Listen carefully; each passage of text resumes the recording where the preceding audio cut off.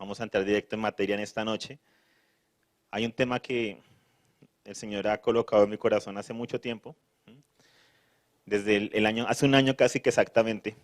Les conté cómo el Señor ha colocado en mi corazón dos temas, dos ríos. ¿Sí? Uno era el tema del amor y otro era el tema de la casa de Dios, de su tabernáculo, y cómo ese diseño del tabernáculo se aplica a nuestras vidas. Y hace un año, precisamente, en el primer fin de semana de diciembre, fue donde el Señor hizo una administración muy especial en un tiempo de primero Dios, y dijo que iba a derramar, ¿sí? Siempre lo está derramando, siempre está ahí, es parte del fruto del Espíritu, el amor, ¿sí? Está ahí, pero nos habló específicamente, ¿sí? De que era algo que quería instruirnos, quería impartirnos, quería enseñarnos en especial, que profundizáramos en él. O sea, todos sabemos que todos tenemos el Espíritu Santo, pero no a todos se les nota el fruto del Espíritu. Amor, gozo, paz, paciencia, benignidad, fe, mansedumbre, templanza, bondad. Contra tales cosas dice la Escritura que no hay ley. Entonces no basta con saberlo acá en la mente, toca vivirlo. Y el Señor me inquietó y me colocó el tema y lo confirmó por medio de ese viernes del amor. Y cada vez que he tenido la oportunidad durante este último año, mi serie de temas ha sido bajo el título del amor.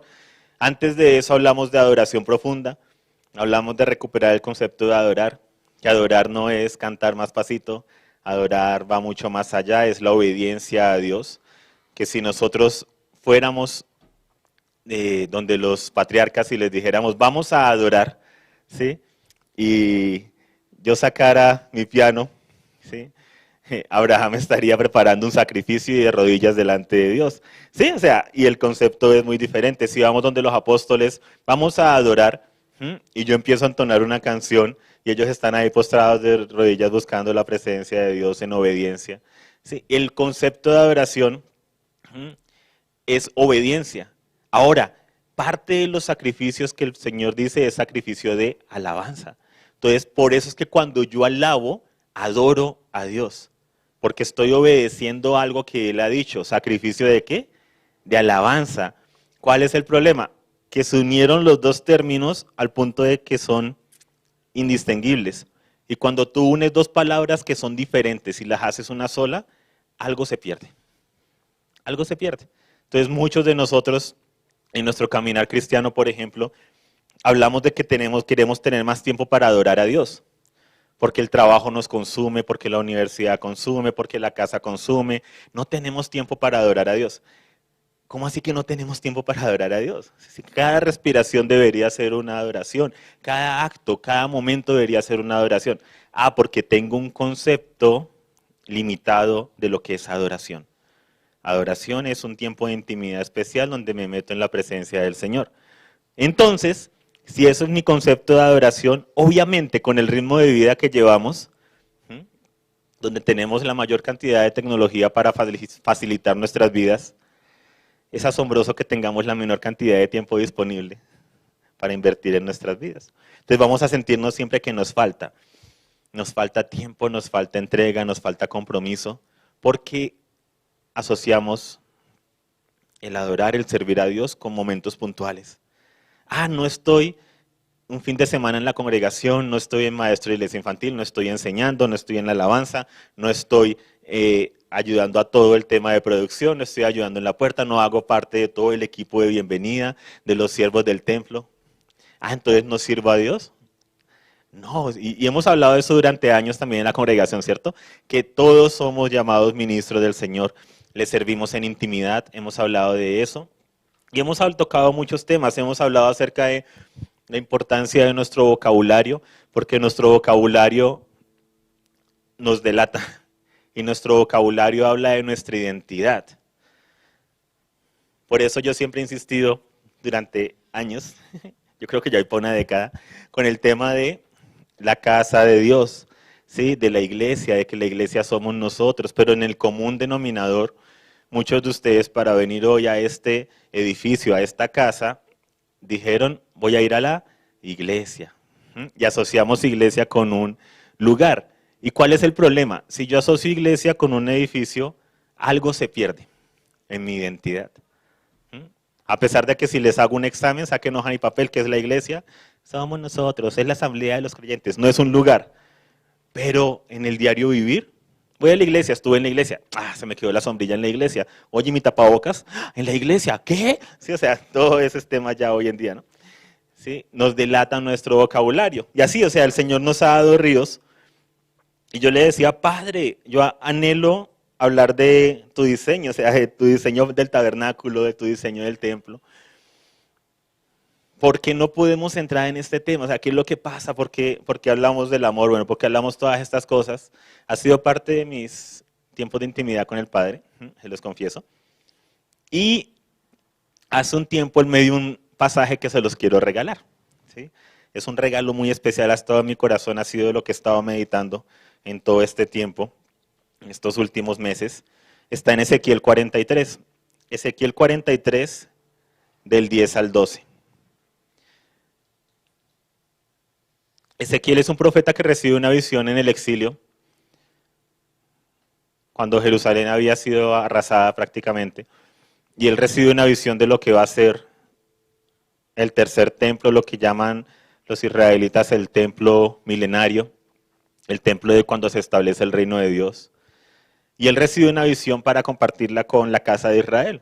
O sea, han sido exiliados por causa de su pecado, han sido llevados, ¿sí? Cautivos, están en aislamiento preventivo por causa de su, ¿sí? de no haber guardado los mandamientos del Padre, de no haber dejado descansar la tierra. Durante 490 años ellos debían dejar descansar la tierra, cada 7 años debían guardar el año sabático para la tierra. No lo hacen, entonces acumulan 70 años, en ¿sí? En esos sábados que debían haber dejado descansar la tierra. Y Dios le dice a Jeremías, por cada año que no dejaron descansar la tierra, que no guardaron mis sábados, que no reposaron en mí por entregarse a sus ídolos, por todo lo que hizo Israel, los voy a llevar cautivos 70 años para que la tierra tenga el descanso que no tuvo durante ese tiempo en que ellos estuvieron ahí. Y lo lleva exactamente 70 años, uno por cada año que no descansaron. Hay diseños de Dios, ¿sí? Y ya sea nuestro cuerpo, ya sea, ¿sí? Nuestra vida, ya sea nuestras familias, ¿sí? Cuando violamos los diseños de Dios, todo parece estar bien durante un tiempo, pero en algún momento se nos pasa la factura. Y no es porque Dios sea el malo ahí, va a pasarles facturas, es porque los diseños de Dios son instrucciones para nuestro beneficio. El descanso, el reposo en Él y muchas cosas más. Y está ahí el profeta y él recibe una visión. Y él recibe una visión donde Dios le muestra cómo es el templo. Y le muestra un templo que es mucho más grande que el templo que había construido Salomón, que es mucho más grande que el templo, que el tabernáculo en el desierto, donde él dice, aquí va a estar mi presencia. Es mucho más hermoso y precioso, le muestra todo, le dice, lo pone a que lo mida, le pone a que mire el altar, a que mire todas las cosas. Y le muestra todo eso y le muestra la gloria del templo. Él ve cómo entra la gloria del Señor, que así como se había ido la gloria del Señor por causa del pecado de Israel, iba a volver la gloria de Dios a llenar el templo. Y le muestra todo esto. Pero llega 43:10 de Ezequiel y le dice, tú, oh hijo de hombre, muestra esta casa a la casa de Israel, para que se avergüencen de sus iniquidades y midan con exactitud el diseño. Y si se avergüenzan de todo lo que han hecho, hazles entender la forma de la casa, sus salidas y sus entradas, todas sus descripciones, todas sus configuraciones y todas sus leyes. Descríbela delante de sus ojos para que guarden todas sus leyes y las pongan por obra y las cumplan. Esta es la ley de la casa, versículo 12. Sobre la cumbre del monte, todo el límite en torno suyo será santísimo, los que están siguiendo la lectura. Algunas versiones de los que están leyendo dice, en el versículo 10, tu hijo de hombre muestra, ¿qué dice? No dice esta casa, dice este templo, en algunas versiones. Pero la palabra es muestra esta casa.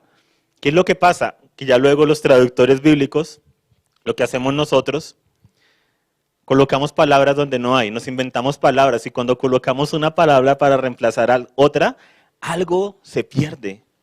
El Señor siempre llamó su templo su casa. Casa. Como tú llamas tu casa. Mi casa. ¿Eso me habla de qué? Familiaridad, intimidad, coinonía. Sí, peleas de vez en cuando por el hambre, porque no salimos a tiempo, porque no, ¿sí? No estamos de acuerdo en qué comer o qué no comer. Porque alguien siempre se alista tarde para ir a la congregación y no queremos llegar tarde, ¿sí? Más con todo el protocolo que toca hacer, entonces me pierdo tiempo de la alabanza, ¿sí? O sea, pero nuestra casa, el lugar de refugio donde voy a descansar, donde tengo la libertad de hacer cosas, libertad de, si me quiero trasnochar hasta las 2 de la mañana casi con mi grupo de amigos, ¿sí? Lo hago tranquilo ahí desde la cama, si me quedo dormido, ¿sí? Habla de familiaridad, de intimidad. Pero los traductores y nosotros, ¿sí? Le acuñamos un término a la casa de Dios. ¿Cuál es el término?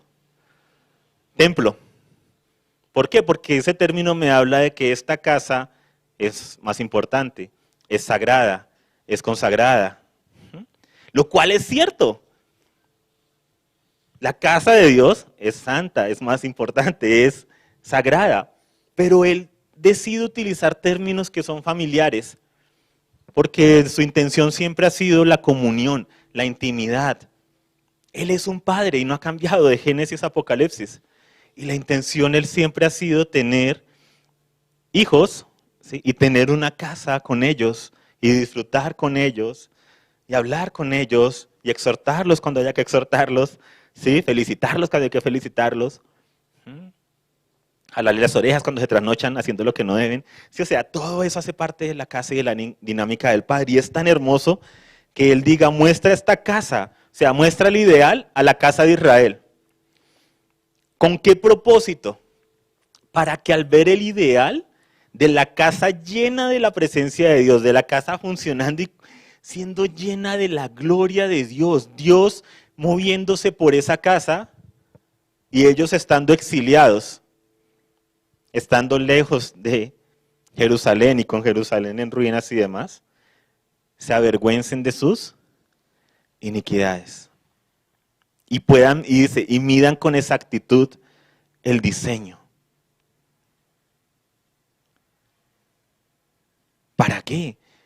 Para que yo, al ver cómo es el diseño de la casa de Dios, cuando yo veo cuál es el diseño de la casa de Dios, yo de una lo comparo con mi vida. Quiéralo o no hacerlo. Cuando nosotros escuchamos, ¿sí? Los mandamientos de Dios, de una los comparamos con nuestra vida. Cuando escuchamos como hijos, ese mandamiento que está ahí, el primer mandamiento que habla del trato con el prójimo. Honra a tu padre y a tu madre, ¿cierto? Para que te vaya bien en la tierra que el Señor tu Dios te da y para que tus días se alarguen sobre ella. De una, aquellos que han tenido roces con sus padres, con sus madres, viene eso a la mente. ¿Sí? O sea, está el diseño, el ideal, y al yo verlo tengo algo que medir, con lo cual compararme. Entonces Dios le muestra a Ezequiel toda la gloria del templo y le dice, muéstralo a la casa de Israel para que lo midan, pero solo si se avergüenzan de lo que han hecho, pueden profundizar en él. O sea, muéstrales nomás por encima, la gloria, yo llenando la casa, así, las medidas externas y todo. Pero en el versículo 11 dice, y si se avergüenzan de todo lo que han hecho, ahí sí podrán entender. O sea, hay misterios que continúan siendo misterios para muchos hijos de Dios porque no se han avergonzado de lo que han hecho, porque no hay arrepentimiento. Porque al principio había mucho arrepentimiento, lágrimas por el pecado, pero con el pasar de los meses, de los años, el pecado se convierte como la telaraña que está allá arriba en una esquina de la casa que nadie alcanza.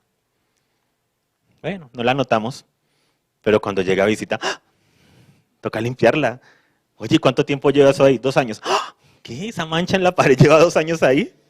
¿Sí? ¿No te acuerdas? Ah, sí, nos molestaba y decíamos que íbamos a comprar estuco, que íbamos a pintar. Colocamos un cuadro ahí para esconderla. Nos pasa como cuando nos llega visita. El día que la casa está más hermosa y sus habitantes también. Ese día sí hay baño obligatorio, sí, ese día sí se organizan las sillas, ese día sí se acomoda lo que estaba por ahí desordenado. Si se avergüenzan de todo lo que han hecho, hazles entender la forma de la casa. Sus salidas, sus entradas, todas sus descripciones, todas sus configuraciones, todas sus leyes. Descríbela delante de sus ojos para que guarden todas sus leyes y las pongan por obra y las cumplan. Y versículo 12. Esta es la ley de la casa. Sobre la cumbre del monte, todo el límite en torno suyo será santísimo. ¿Cuál es la ley de la casa? Santidad. Porque la gloria del Señor está en ella. Y eso hace que no solamente la casa sea santa, sino todo lo que la rodea debe ser santo. Algo muy hermoso que aprendí en un devocional, que lo dijo la profe Lili. ¿Sí? Ella trajo el término de santidad y lo trajo al día de hoy. ¿Cómo podemos decir santidad hoy en día? Porque a veces nuestros términos suenan tan elevados. Y ella utilizó una palabra que fue muy acorde, me pareció muy puntual. ¿Quieren saber cuál es? Tienen que preguntarle a ella. Pero es muy bonita la palabra. Profe Lili, ¿estás aquí? ¿No? Justo se fue al baño. Exclusividad. Esa es la palabra, exclusividad. Si fue la profe Lili, ¿cierto? Dándole toda la... Y luego, no, fue Janet. ¡Ah! Así comienzan los chismes. Si me confirman que sí fue la profe Lili. Exclusividad. ¿Qué es santidad? Exclusividad. ¿Qué es andar en santidad? ¿Qué es caminar en santidad? Con Dios. Ser exclusivo. Lo mismo que tú esperas con tu esposa, con tu esposo, que haya exclusividad. Sí, está lloviendo. Los que nunca han escuchado la lluvia. Todo está como que lo que está sonando. Creo que no se está rasgando el techo, tranquilos.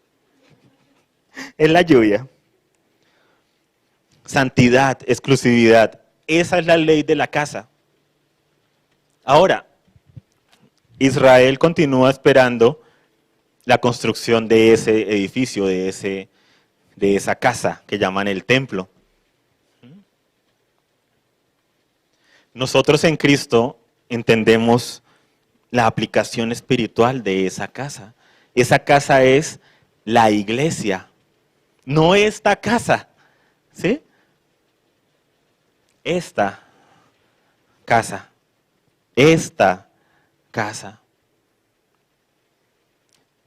Juan 2:21, el Señor Jesús les dice, derriben este templo, ¿sí? Es lo que dice nuestra traducción, derriben esta casa, la que habían construido. El lugar donde se iba a presentar sacrificios, ofrendas, adoración a Dios. Y en 3 días lo reconstruiré. Y ellos le dicen, tomó más de 40 años y tú en 3 días lo vas a levantar de nuevo. Y él le responde, él hablaba del templo de su cuerpo. Él hablaba de la casa de su cuerpo. Primera de Corintios 6:19. ¿No saben que su cuerpo es santuario del Espíritu Santo que está en ustedes, el cual tienen de Dios, y que ustedes no se pertenecen a sí mismos? ¿Qué es nuestro cuerpo? Según la Escritura. La casa de Dios, la casa del Espíritu Santo, el santuario del Espíritu Santo. Otra versión dice, el templo del Espíritu Santo. Pero es tan hermosa la palabra que intencionalmente el apóstol, ¿sí? El Espíritu Santo, inspirando al apóstol, coloca en este versículo, porque dice, ¿no saben que su cuerpo es santuario del Espíritu Santo? Y la palabra que utiliza en el griego es naos. Los templos antiguos, incluyendo el templo, Por lo general tenían 3 espacios. Está el atrio, donde podían estar todas las personas. Está el lugar santo, en el caso del templo donde solo entraban los sacerdotes a hacer ciertas cosas. Y está el lugar santísimo, o el llamado santuario, donde solo podía entrar una vez al año el sumo sacerdote, y ni siquiera a meditar con Dios, a disfrutar de su presencia, no, a poner la sangre, ritos muy específicos, y salga rápido, ¿sí? Es el lugar santísimo, el lugar más íntimo, el lugar donde ellos tenían que percibían y recibían la presencia de Dios, es el santuario, la palabra que se utiliza aquí, el naos, el lugar más santo. Entonces, cuando el apóstol escribe y les dice, ¿no saben que su cuerpo es santuario del Espíritu Santo?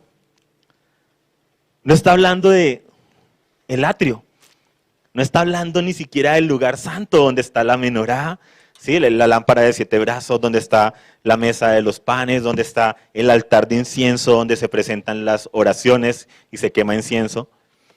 Está hablando detrás del velo, el lugar más exclusivo de todos. Y está diciendo el apóstol, tu cuerpo es eso para Dios.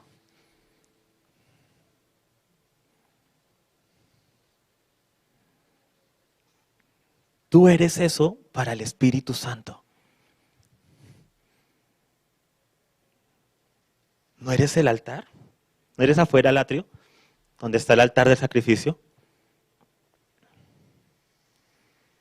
¿No eres ni siquiera el lugar donde está la luz, la oración, el pan, la provisión,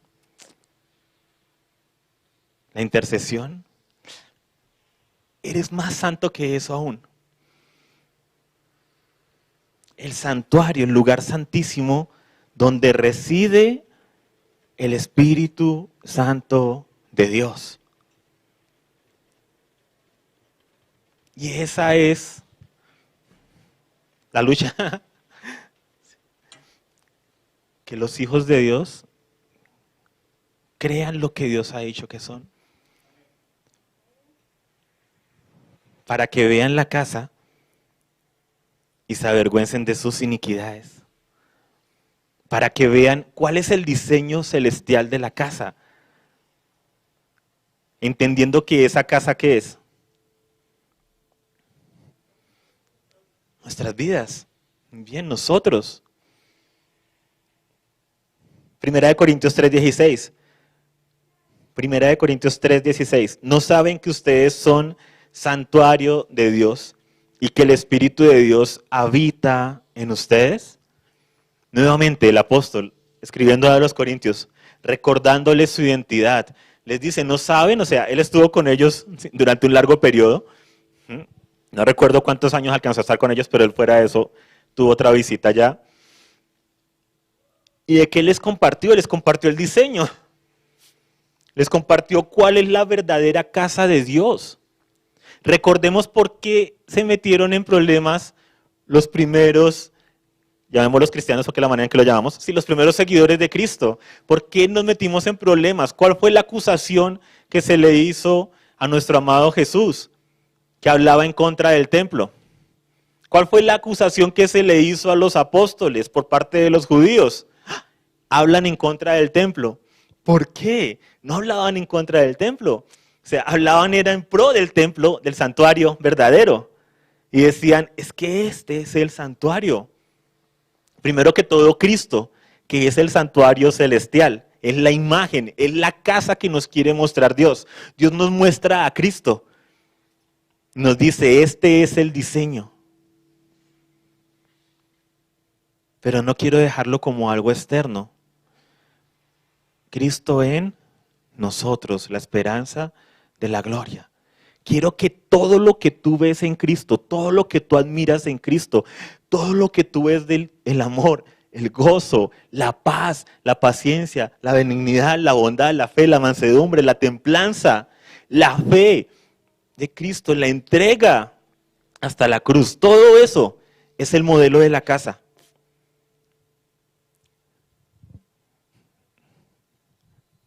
para ti. Es el referente para nosotros, que Cristo sea formado en nosotros. Entonces, cuando nosotros decimos, pero es que eso fue Cristo, nosotros somos otra cosa, estamos llamando mentiroso al Padre. Estamos diciendo, te propusiste un plan que suena muy romántico, pero es imposible de cumplir. Es lo que le estamos diciendo. Cuando la Escritura dice, hasta que Cristo sea formado en nosotros, y nosotros decimos, no, eso no va a pasar conmigo. Nos estamos negando al ideal donde Dios no solamente nos quiere llevar, nos puede llevar. Y si aceptamos la invitación, nos va a llevar. Porque Él pone el querer como el hacer. Es descansar en Él, creer en Él. Tener la fe de que es cierto, de que este es mi diseño, Cristo. Que yo soy santuario del Espíritu Santo.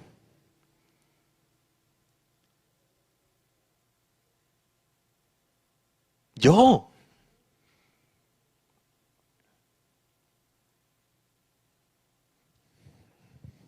¿Cuál es el tema?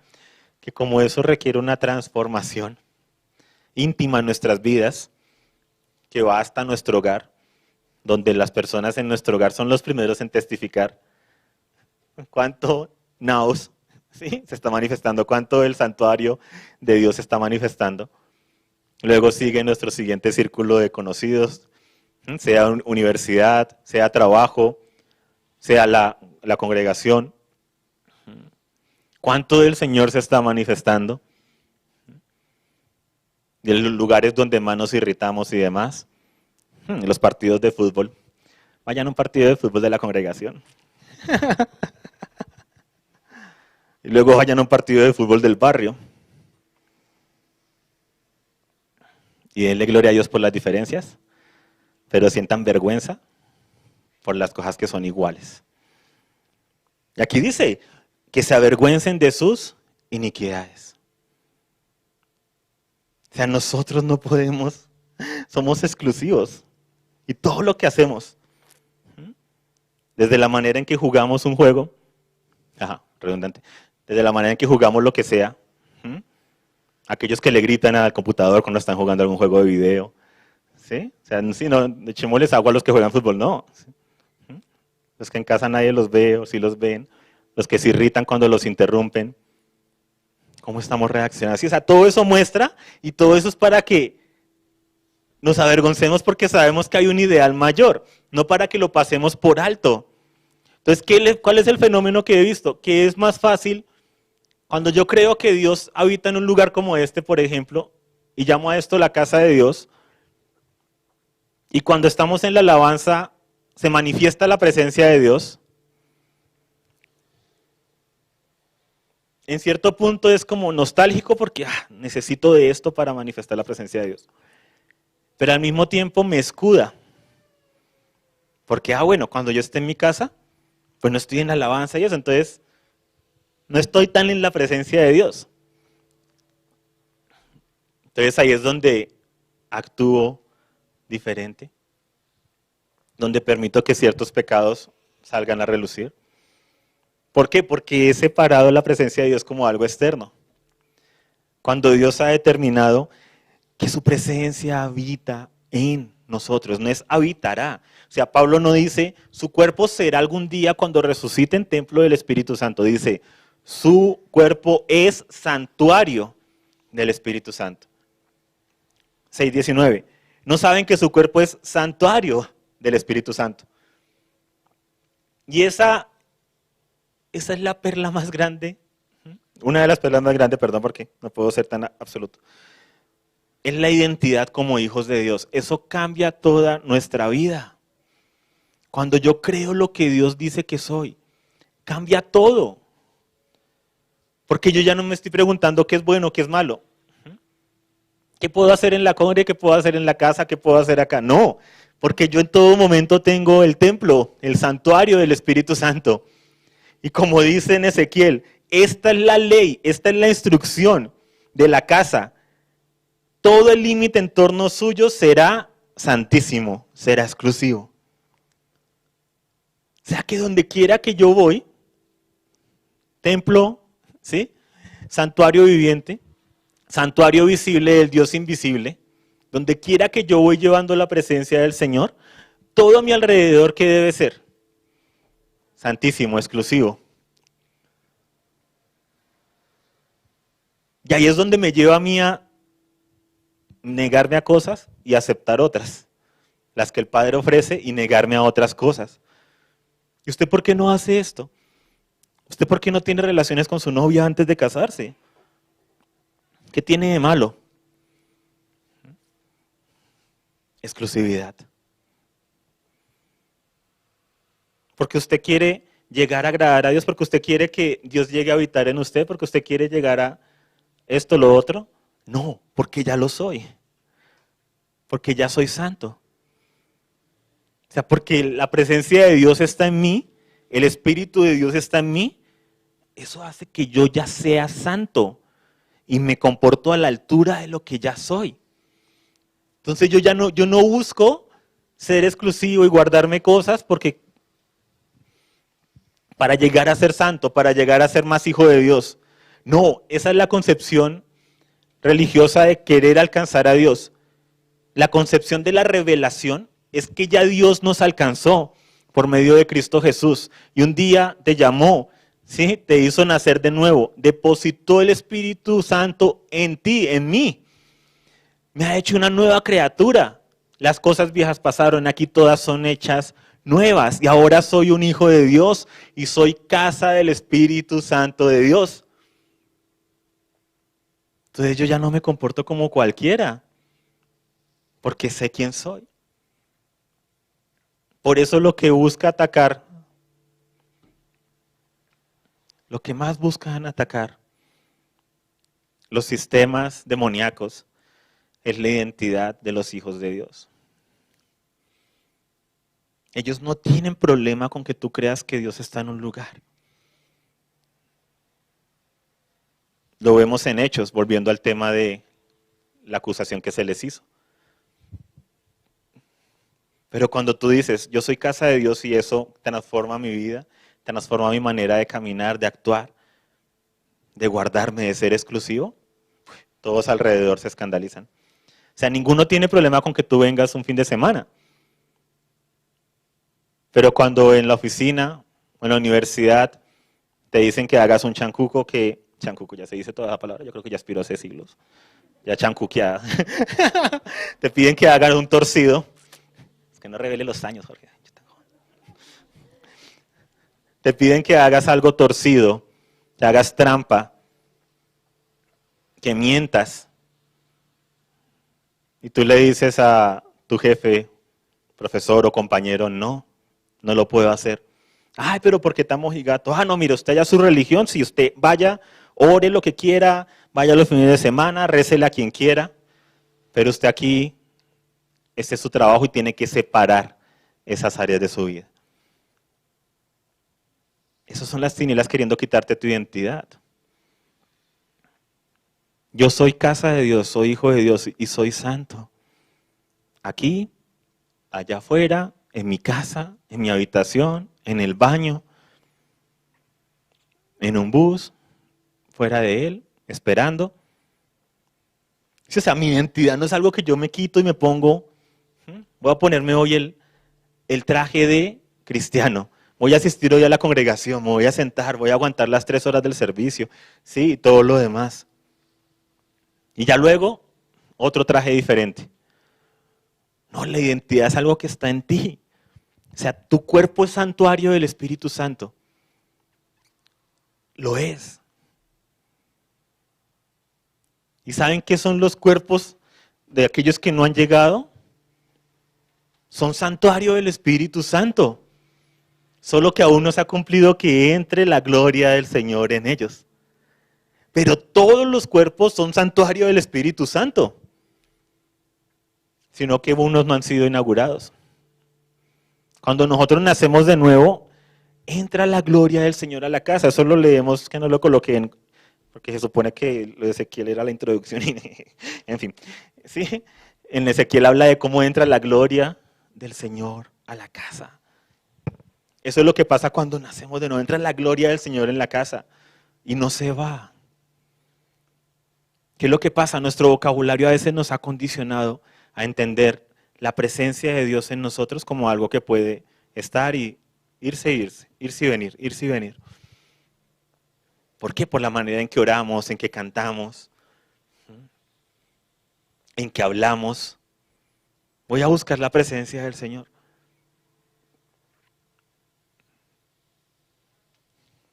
¿Cómo?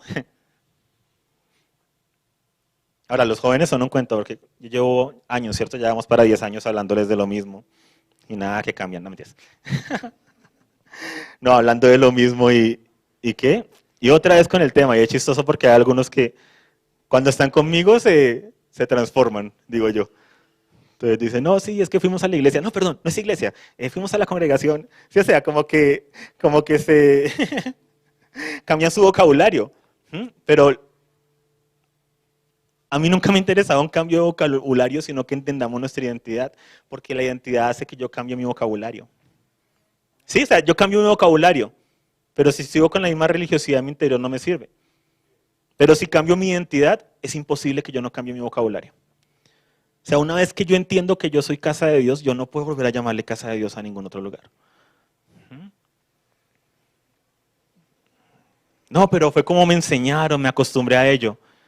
¿Saben qué le dicen a Pedro? ¿Cómo pillan a Pedro? ¿Pillar todavía se dice pillar? ¿No es algo malo? Ok. Aquí jóvenes. ¿Cómo pillan a Pedro cuando está en el patio del sumo sacerdote? Su manera de hablar lo delata. Se nota que ha estado con Jesús. Cambió su manera de hablar. Por eso es que yo digo esa frase que nos reímos y todo a veces. Hay otros que son muy aburridos y no se ríen. Dile que a tu lado, espero no estén hablando de ti. Y como no se ríe, dile, por lo visto sí.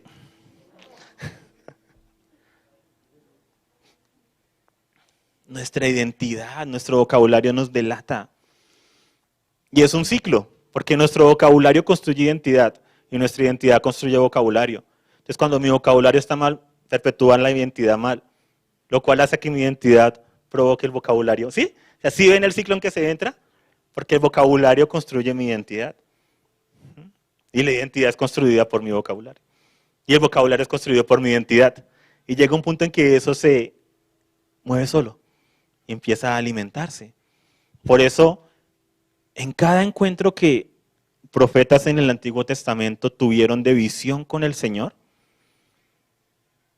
lo primero que ellos reconocen al estar delante de la presencia del Señor, lo primero que ellos reconocen cuando caen al suelo, dicen, no soy digno de estar acá, porque mis labios están inmundos. Y lo primero que hacen los ángeles, carbón encendido y en el labio. ¿Por qué? No es solo porque decían cosas, groserías o cosas vanas. De pronto es que sí, de pronto también es eso.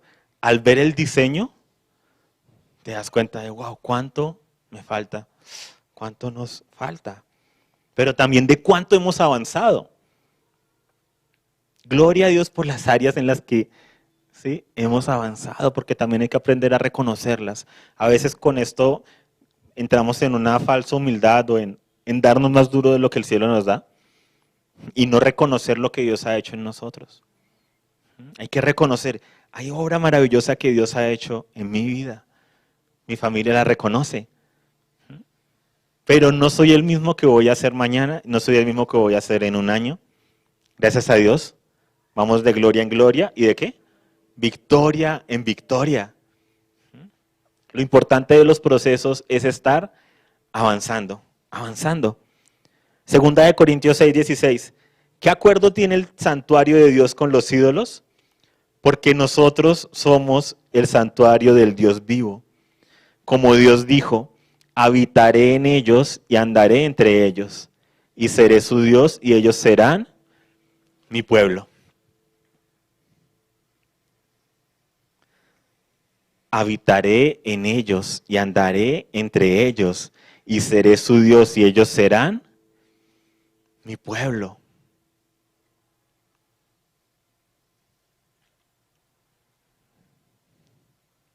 ¿Ellos serán qué? Mi pueblo. Habitaré en ellos y andaré entre ellos.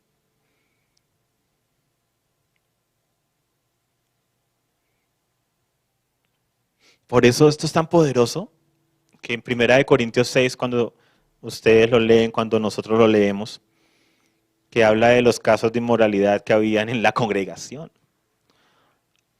Es este capítulo que estamos leyendo, ¿sí? De los pasajes que leímos de Corintios 6. Pablo apela a la identidad de ellos. O sea, les dice, recuerden lo que son. Recuerda que el Espíritu Santo habita en ti.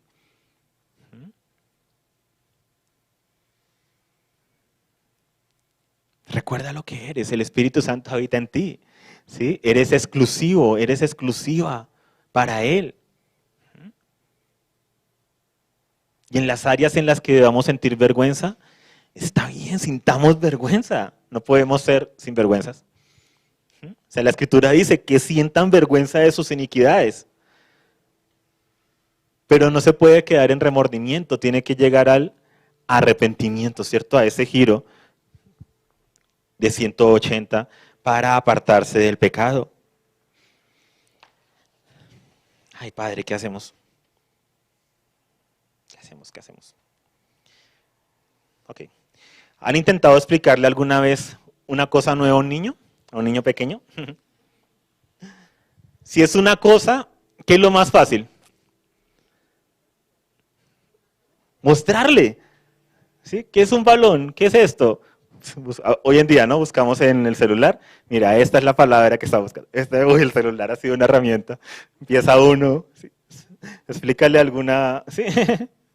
Explícale que es una pesa. No, mira, es una cosa de metal, así todo. Y ponlo que la dibuje. Y te vas a dar cuenta que también fue tu explicación. ¿Sí? No, yo la dibujo. Es así. Uno tiene que mostrarlo. Muy bien. Pero si es una acción, ¿cómo la explicamos? Por ejemplo, compartir.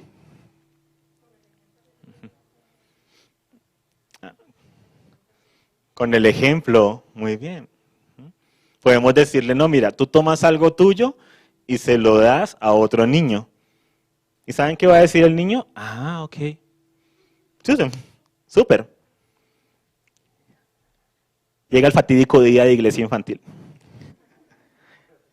El niño está jugando con un juguete. Y otro niño menor lo quiere. Casos de la vida real. Y le dicen, ven, vamos a compartir. ¿Qué es eso? O sea, y ahí tú le enseñas, mi amor, mira, esto es tuyo, tranquilo. Te lo vamos a dar al final. El niño no alcanza a entender, porque se lo estás quitando y se lo estás dando a otro. Pero está aprendiendo. Y le dices, esto es compartir. Ni es mío. Si es tuyo. Y al final va a volver, tranquilo, es un momento y va a volver a ti. El otro niño se va a aburrir y lo va a dejar ahí. Y le enseñas a compartir. O sea, nosotros lo sabemos porque con nuestros hijos han aprendido de manera vivencial lo que es compartir con los hermanos menores. Y luego regresa a ellos. Y luego viene la siguiente vez. ¿Sí? Y lo pasan. Ya, terminaste. Y empiezan a, ya. Empiezan a presionar porque ya entendieron. Compartir es, se lo doy, pero sigue siendo mío. Y va a regresar a mí en algún momento. Entonces, ya, terminaste, ya. Y nosotros, mi amor, espérate, déjalo que lo disfrute. Bueno. ¿Ya? Lo soltó. Esa es la regla en la casa con los niños. Si alguien suelta algo, es de otra persona. Entre ellos es así. Mamá está jugando con mi muñeca. ¿Y tú la tenías, se la quitó?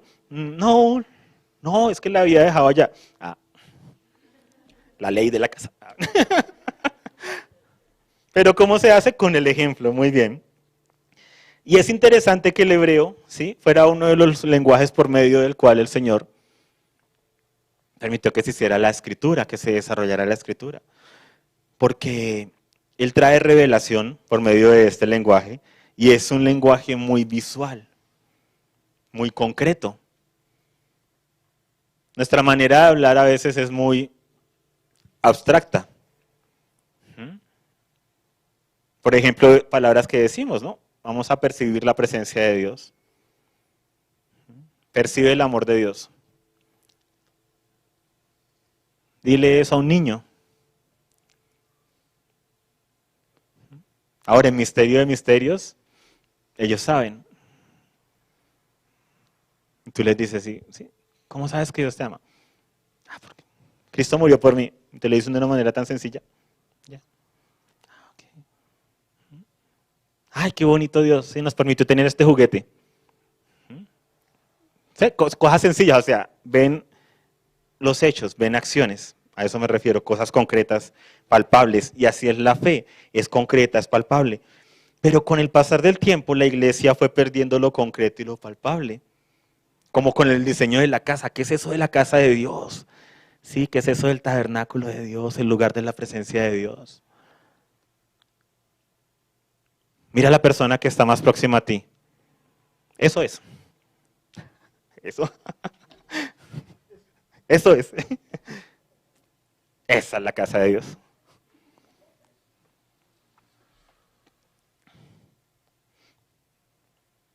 Algunos más pequeños, otros más grandes, unos más delgados, otras estamos haciendo ampliaciones. ¿Sí?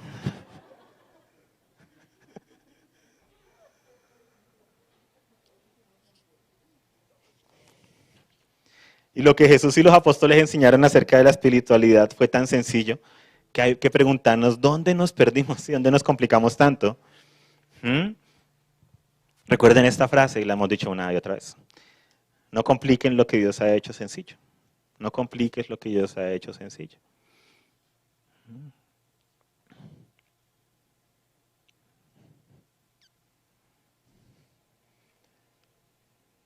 En 1 Corintios 3:1 dice, así que yo, hermanos, no pude hablarles como a espirituales, sino como a carnales, como a niños en Cristo.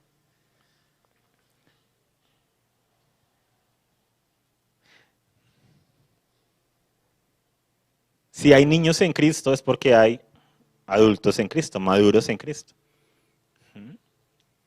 Y eso no lo debemos negar. Sí, o sea, a veces en la congregación, como sabemos que todos entramos delante de Dios, todos habíamos sido destituidos de la gloria de Dios por causa del pecado, por cuanto todos pecaron y han sido destituidos de la gloria de Dios. Pero por la gracia de Dios, ¿cierto? Ahora tenemos acceso y podemos entrar con confianza hasta el lugar santísimo, como lo dice en Hebreos. Todos los que hemos creído en el nombre del Hijo de Dios y hemos nacido de nuevo, porque creemos en Él, en Jesucristo, en el Cristo, el que abrió un camino vivo y nuevo para que podamos tener esa relación, el que rasgó el velo. Todos entramos a esa igualdad, pero todos nacemos espiritualmente como niños, pero no todos somos igual de maduros. Conforme va pasando el tiempo, las experiencias y nuestra actividad espiritual y demás, vamos creciendo a la imagen de Cristo. Cristo va siendo formado en nosotros, como lo dice Pablo en Gálatas. Entonces, aunque todos somos iguales delante de Dios, ¿cierto? ¿Nos gusta decir eso? No todos tenemos el mismo nivel de madurez. Porque cada uno está en su proceso. ¿Qué es lo importante de los procesos? Estar avanzando, avanzar, madurar. Entonces el tema no es cómo estoy yo hoy, es cómo quiero estar. Y si lo que estoy haciendo hoy me va a llevar hacia allá. Si los pasos que estoy dando hoy van a construir eso. Es como lo que hemos dicho con los jóvenes a nivel de relaciones. Quiero tener un hogar, quiero tener una familia, quiero tener una persona con la cual compartir toda mi vida, ¿sí? Y con la cual llegar hasta viejitos juntos, ¿sí? Como la película de Up, pero sin el final trágico, ¿sí? Y tomarnos de la mano, ¿sí? Y ver a nuestras generaciones, ¿sí? Y dormir juntos si es que el Señor no regresa antes.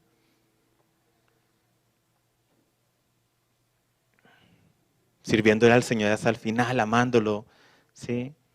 Y dándolo a conocer. Ok, pero ¿qué estás haciendo hoy? ¿Por qué te noviaste con esta? Ah, es que me gustó. ¿Por qué esto? Ah, es que los ojos tan bonitos. Ah, es porque esto. Ah. Todo es de procesos, todo requiere un precio. Tú no puedes esperar lo que el tema que siempre nos han dicho. No puedes esperar sembrar naranjas y cosechar manzanas. No va a pasar. Lo que tú estás sembrando hoy, ese va a ser tu futuro, nada que hacer. Lo que tú estás sembrando hoy es tu futuro.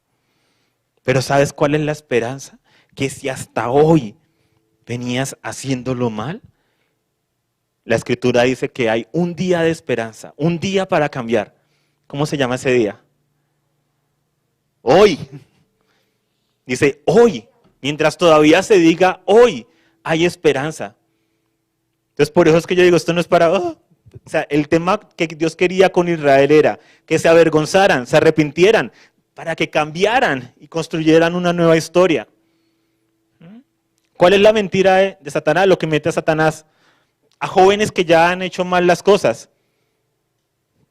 Con el tiempo, es que mira tú ya la edad que tienes.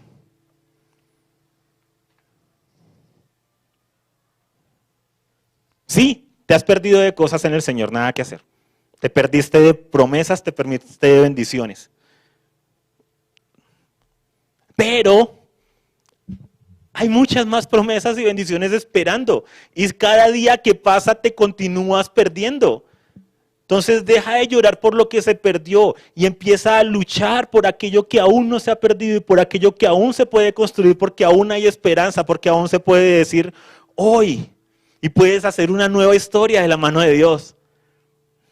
Puedes hacer una nueva historia.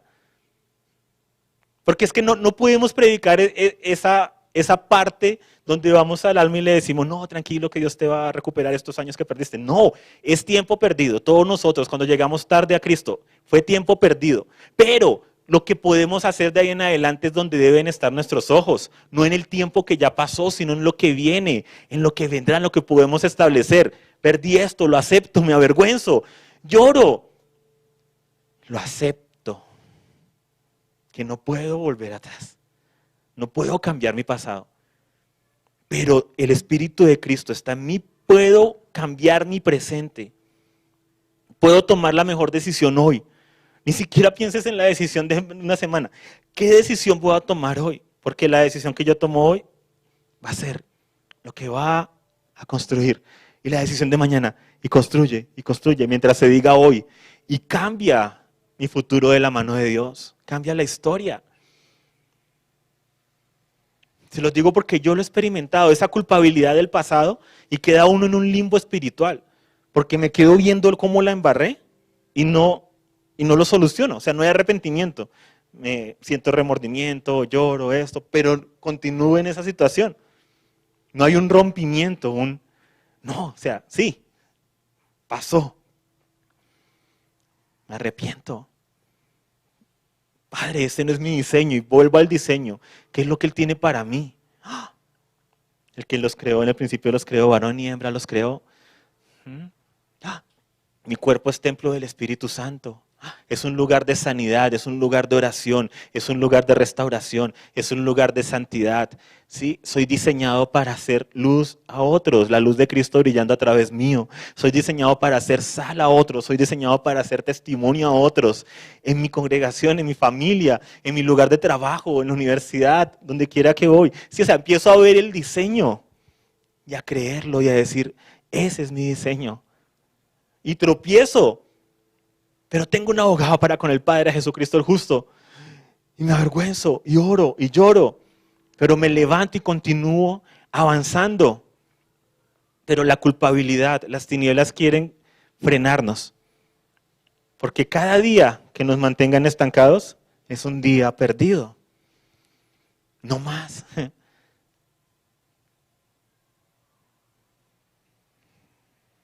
No sé para quién era eso, pero eso era un paréntesis. Gálatas 4:19. Hijos míos, por quienes de nuevo sufro dolores de parto, hasta que Cristo sea formado en ustedes. Efesios 4:13. Hasta que todos lleguemos a la unidad de la fe y del pleno conocimiento del Hijo de Dios, a la condición de un hombre maduro, a la medida de la estatura de la plenitud de Cristo. Qué tristeza con esa nación vecina. Tocar buscar otra palabra. Pero Dios quiere llevarnos a la condición de un hombre maduro, completo, perfecto. El que lo entendió, dicen por ahí. Hasta que todos lleguemos a la unidad de la fe y del pleno conocimiento del Hijo de Dios. ¿Hasta que qué? Todos. A la condición de un hombre maduro, a la medida de la estatura de la plenitud de Cristo. Y lo que leí antes, hasta que Cristo sea formado en ustedes, sufro dolores de parto. ¿Cuál es el clamor del Padre? Por hijos, por una casa, un lugar donde habitar, que somos nosotros.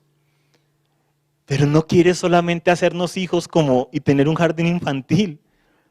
Quiere que seamos hijos maduros. ¿Y cómo es eso de ser maduro? Cristo es el diseño de la casa. ¿Cómo se ve la madurez? Cristo. ¿Cómo se ve la madurez? El que teniendo toda razón para decirle a los demás que estaba equivocado, cayó. Cristo, el que estaba siendo crucificado y oró por los que lo estaban crucificando.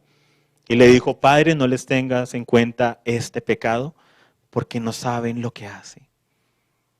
Ese es mi referente. Cristo, ama a tus enemigos, ora por los que te persiguen. ¿Cuál es mi referente? ¿Alguien me hace algo? Cristo, perdona hasta 70 veces 7. El que aún yo siendo pecador, murió por mí. Él es el diseño de la casa, Él es mi diseño, Él es mi referente, Él es mi meta. Que Cristo sea formado en nosotros y esa es la más alta meta a la que todos podemos aspirar. Hay personas que dicen, ¿cuál será mi llamado? O sea, aquí tienes el llamado más alto. Que Cristo sea formado en ti. ¿Qué llamado más alto? Y esa identidad hace que cambie todo en tu vida. Entonces te peleas con tu hermana. Sí, aquí tenemos 2 hermanas y se pelean bastante. No, nada, estoy molestando. Quería ver qué cara hacía cuando dijera eso. Están muy... De una reaccionaron. Si los ojos... No les cuento qué me hubiera pasado a mí. Estaría ya en la gloria. No. Los hermanos saben lo que es eso. Más bien, yo también soy hermano, entonces. Entonces yo tengo roces en mi casa. ¿Cómo lo puedo ver? De 2 maneras. Bueno, muchas, pero entonces voy a ponerlo muy simple, ¿sí? ¿Cuánto le falta a mi hermano o cuánto le falta a mi hermana por cambiar y por no ve que son mis cosas, no ve que esto, no ve que lo otro? O cuando sale la reacción mía, decir, ay, ¿cuánto me falta de Cristo? ¿Por qué? ¿Por qué me duele esto? O sea, ¿por qué me duele que mi cónyuge me pregunte esto? ¿Por qué le hablo áspero? ¿Sí? ¿Por qué cuando me dice, ¿dónde estuviste hoy? Le respondo, pues, ¿dónde? Trabajando, ¿dónde más? ¿Por qué le hablo de esa manera? ¿Qué es lo que sí? O sea, ¿por qué no es? ¿Cristo respondería así a su iglesia, a su amada? ¿Cristo hablaría de esa manera? ¿Cristo le hablaría como yo le hablo a mis hijos? ¿Cristo le habla de esa manera a sus padres? ¿Por qué hablo así? ¿Qué hay ahí? ¿Qué ha entrado? ¿Que no va de acuerdo al diseño de la casa? ¿Qué iniquidad debo avergonzarme? Fue que hace 3 semanas o 4 semanas le fui a pedir algo a mi esposa y me dijo que no. Entonces yo quedé ahí, ok. O sea, debo solucionarlo.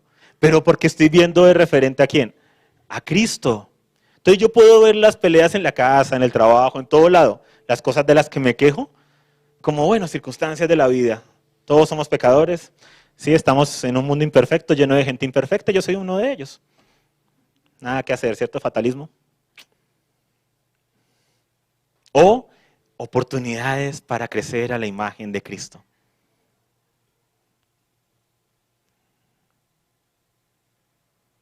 Y spoilers, Cristo sufrió hasta la muerte y muerte de cruz. Y ese es nuestro referente. Y es que ¿hasta cuándo debo aguantarme la situación en mi empresa? Miremos a Cristo. Ya no está en una cruz, resucitado, victorioso, pero dejó unas marcas. Entonces yo a veces me lo imagino cuando yo le digo, ay padre, es que Cata, porque Cata es la culpable, no yo. Mi esposa es Cata, por si acaso. Y él, cuéntame más. Y ahí con sus, sí, con las marcas en sus manos. Cuéntame, ¿cómo es que es?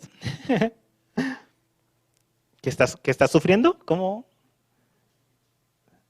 ¿No querías saber lo que es amar? ¿No quieres que sea mi amor en ti? Todo lo sufre, todo lo cree, todo lo espera, todo lo soporta. No son conceptos abstractos, son prácticos. Y eso se vive en la casa, ¿sí? Que mi hermano o mi mamá me movió las cosas. ¡Ah, por qué me las mueven! Pues, tranquilo, ¿sí? O sea, no puedes soportar que te muevan las cosas. O sea, ¿crees que vas a llegar, o sea, que estás todavía siendo un hombre espiritual y maduro? No, por más visiones que podamos tener, por más ángeles que veamos, por más lenguas que hablemos, por más que profeticemos o dejemos de profetizar. O sea, a mí el tema de la profecía se me bajó mucho cuando la burra le habló a Balaam y cuando el Señor le dice a sus discípulos, si estos nos hablan, estas piedras van a profetizar. O sea, somos instrumentos en las manos de Dios, es lo que quiero decir. O sea, no estoy por debajeándolo. Entonces, que no nos creamos mucho por ser utilizados por Dios. Es como cuando nosotros predicamos y enseñamos y algunos de ustedes nos dicen, ay, tan bonito, ay, no había visto esto. Y uno, ay, sí, sí. Y llego a la casa, ¿sí? Oye, ¿por qué no lavaste los platos? Ay, pero... Sí, o sea, ahí, en la casa, ¿sí? Lo que yo les he dicho es porque es algo que yo vivo, ¿sí? Yo quiero que mi familia dé testimonio de Cristo en mí. Porque mi familia es la que me conoce despeinado, con hambre, con sueño, sin haber podido dormir, con mucho trabajo. Sí, mi familia es la que me conoce en todas esas situaciones estresantes. Por eso es que la meta mía es reflejar a Cristo en mi casa. Porque aquí, pues, o sea, ¿qué voy a hacer aquí? ¿Los voy a tratar mal? O sea, ¿quién aquí se trata mal entre ustedes? O sea, tienes que estar en un nivel muy peleado con tu cónyuge. ¿Mm? Que nosotros lo vivimos cuando hicimos confesión pública de pecados, hace como 7 años, les contamos de eso, vivimos una etapa en la que era mucha pelea, ¿sí? Nos irritábamos mucho, entonces llegábamos ahí, hola, sí, ya íbamos ahí, vamos tarde, y esto, y lo otro, y cruzó uno la puerta del portal mágico. Hola hermanos, hola, ¿cómo están? ¿Cómo está, pastor? Ah, muy bien, gracias, ¿y tú qué? Todo súper bien. Y ahí fue donde el Señor nos dijo, creo que fue hace mucho más. ¿Cuánto llevamos casados? Ya 11, uy. Sí, fue hace mucho más. El Señor nos dijo, ustedes deben vivir en casa aquello que dicen. Y nos confrontó. De ahí nació todo el tema de identidad, todo el tema del plan de las edades, todo lo que hemos buscado establecer de la casa de Dios, porque entendimos nuestra identidad y eso es lo que nos llevó a ver la casa diferente. La casa, el lugar donde tú estés, si estás solo, tu trabajo, el lugar que te rodea, es el lugar de formación, donde estás siendo madurado a la imagen y semejanza de Cristo. ¿Qué son tus circunstancias, oportunidades para madurar? O para mostrar la inmadurez. Pero ¿cuál es tu meta? Que Cristo sea formado en ti. Que todos avancemos hasta la condición de un hombre maduro a la medida de la estatura, de la plenitud de Cristo. Entonces, si hay cosas que te faltan en casa, que tú dices, no, mi mamá, mi papá, esto y lo otro, bien, avergüénzate, pero arrepiéntete. Y dile, Padre, yo quiero reflejarte en esta área. Y la única manera, viendo al Hijo, viendo a Cristo. Cristo, enséñame a ser hijo como tú fuiste. Cristo, enséñame a ser esposo. Cristo, muéstrame el diseño de tu iglesia, de la esposa perfecta. Cristo, enséñame a estar bajo autoridad a mis jefes, empleadores, así como tú estuviste bajo autoridad de tus papás, que lo dice ahí en Lucas, hasta que llegó el tiempo del cumplimiento. Cristo, enséñame a ser manso y humilde de corazón como tú lo eres. Cristo, enséñame a amar sin condición. Cristo, ¿cómo se ama? ¿Cómo se perdona? ¿Cómo oro por aquella persona que pienso en ella y no la paso? Cristo, enséñame.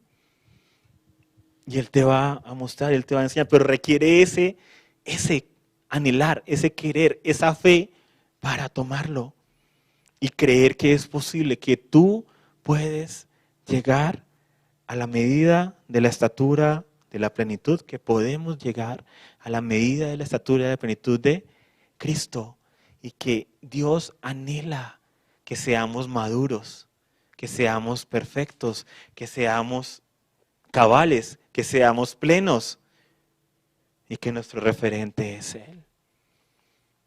Entonces, que cada oportunidad que podamos ver el diseño de la casa y podamos decir, eso es para mí. Y que toda voz de tiniebla, toda voz que se ha levantado, todo velo de oscuridad caiga en el nombre de Jesús. Y todo lo que te diga que porque durante años la dinámica de tu hogar ha sido una y ya no pueden cambiar, que caiga toda falsedad y toda mentira, porque eso es del padre de la mentira, que ha venido para robar, matar y destruir. Y mientras estés vivo hay esperanza y puedes cambiar tu historia. Y sí, entre mayor sea el ambiente en el hogar negativo, requiere más tiempo la restauración, obviamente. Pero siembra, que tu referente sea Cristo, no tu cónyuge, que tu referente sea Cristo, no tus hijos, que tu referente sea Cristo, no tus padres, no tu jefe, no tus empleados, porque es la única manera. Si nos vemos entre nosotros nos rendimos, ¿sí? Fácilmente, pero si la meta es Él en nosotros, o sea, la meta no es que tú tengas un hogar en paz, la meta es que Cristo sea formado en ti. Y al ser Cristo formado en ti y tú madurar, la cumbre del monte, todo el límite en torno será santísimo. Todo va siendo transformado. Amén. Amén. Entonces que Dios los continúe bendiciendo, que continuemos creciendo a la imagen y semejanza de Jesucristo